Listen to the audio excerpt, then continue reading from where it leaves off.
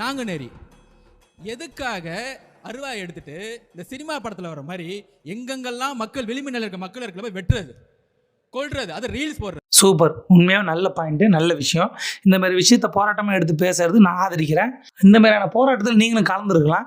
மக்களுக்கு ஒரு விழிப்புணர்வு வந்திருக்கும். சாதி பார்க்கக்கூடாது, சாதி ரொம்ப தப்பு, இந்த மாதிரிலாம் செய்யக்கூடாது.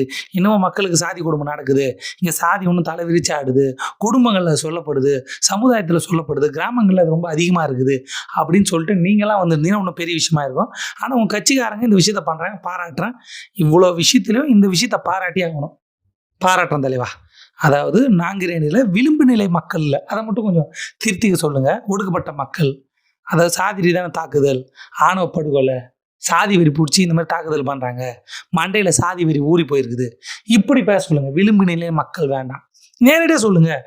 ஒடுக்கப்பட்ட மக்களை தாக்குறாங்கன்னு சொல்லுங்கள். இந்த விஷயத்தில் மனப்பூர்வமாக நான் ஆதரிக்கிறேன். நான் அதாவது இந்த விஷயத்தில் எந்த தப்பாகவும் பேச விரும்பலை. அப்போ இந்த மாதிரி நடக்குது, ரீல்ஸ் போடுறாங்க, வெட்டுறாங்க, கொல்றாங்க, நடக்குதுல, அதுக்கு காரணம் என்ன? காரணம் கரெக்டாக சொல்லணும். இந்த தலைவா, காரணம் கரெக்டாக சொல்லணும்னா இதோட அடிப்படை பிரச்சனை என்ன? இதோட அடிப்படை பிரச்சனை ஒன்று தான், கஞ்சா ட்ரக்ஸு. இதோட அடிப்படை பிரச்சனை ஒன்று தான், கஞ்சா ட்ரக்ஸு. கஞ்சா ட்ரக்ஸா?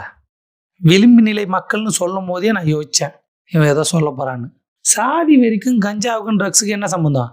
சாதி வெறி மண்டையில் ஊறி போயிருக்குது. சாதி வெறி பிடிச்சவன் கஞ்சா ட்ரக்ஸ் போட்டு அவங்க அம்மாவும் அவங்க அப்பாவும் அவன் சொந்தக்காரனை வெட்டுறான். கஞ்சா ட்ரக்ஸ் போட்டு அவனே வெட்டுறான்.